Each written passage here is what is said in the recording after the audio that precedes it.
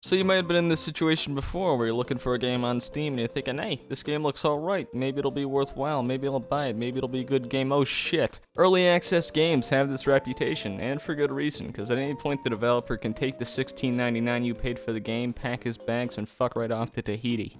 But sometimes in this subgenre, a developer or group of developers will actually pull through and put out a polished, complete game. An example of this that I'll be talking about today is a game called The Forest, which was developed by a group of 4 independent developers. To say I like this game is like saying Dick Cheney kinda liked destabilizing Middle Eastern countries for oil. I have like 800 hours on the game and I don't plan on stopping. So at this point, you gotta be thinking, what's the game about? Well, you're a passenger on Malaysia Airlines Flight 37. You are a passenger on an airliner with your son. Yeah, that pains you right there. Anyways, you can imagine someone gave Michael J. Fox the controls and you crash, and as you awake, your son is stolen by Stone Cold Steve Austin covered in tomato sauce. The main goal of the game is to not only survive the island's band of cannibalistic natives, but to find your son and get rescued. But it doesn't mean it's the only thing to focus on. In fact, it's far from it. It's almost as if I got an achievement for building a gazebo instead of looking for my gravely endangered son, but you gotta admit it really does tie the whole place together. So what exactly did The Forest do right?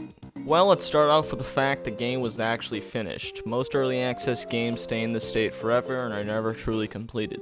Forest, however, made its way out of early access and was officially released in mid-2018, and on top of that, it was given a decent-sized post-launch content update. Mentioning updates, the game was consistently updated in its 4 years of early access, with meaningful and fun additions being added with each new update. When a game is updated, it not only reminds the player base that the game is still being worked on and one step closer to completion, but it also breathes new life in the game by giving the players a new reason to hop back onto the game and give it another go.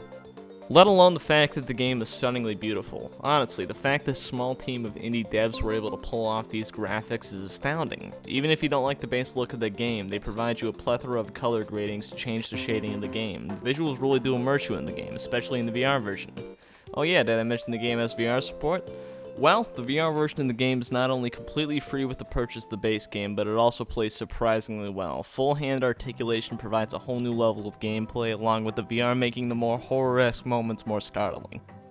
On the subject of horror, this game can be fucking scary. The first time encountering the mutants, it's genuinely a moment of pure fucking terror, man. I tell you,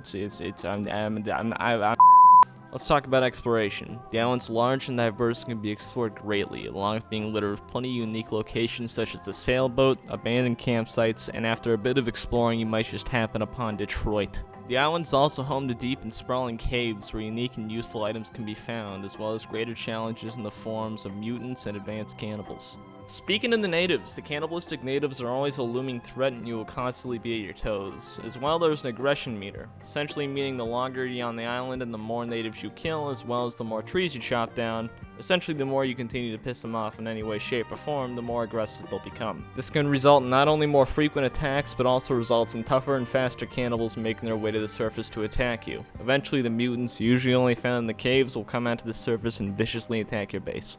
Another highlight of the game is construction. The game allows you to turn any patch of land into your home, with the ability to make pre-made and custom blueprint cabins, as well as roads, storage, defenses, and even traps to defend against the natives. And if you so desire, you can even construct a floating fortress in the form of a houseboat. This doesn't even touch on custom blueprints, which is a whole other ballpark that I'm not even remotely familiar enough with to even adequately explain in this video. The final thing I'm going to talk about today is the story, which is also nothing to scoff at. Without revealing too much, as you explore the islands and its caves, you slowly piece together the story of the island and the possible location of your son. There's plenty more I could go on about, but the moral is, this is a great game. I highly recommend that everyone plays it, and it's only $19.99, which honestly I think is a more than fair price, especially for all the content you get out of the game. There's also a sequel that was recently announced, which hopefully will come out relatively soon, so look out for that. Anyways, thanks for watching. This is my first attempt at a scripted video like this, and I've quickly learned how much of a pain in the ass it is. Despite how shitty this video is, it took me 141 takes. But I will be making more like it, hopefully, once I get over the PTSD from making this video, so please do subscribe if you feel like boosting my over-enlarged ego. Thank you, and what's the deal with airline food, am I right, fella? Also, feel free to check out this video in which I design a Discord bot specifically to insult one of my friends.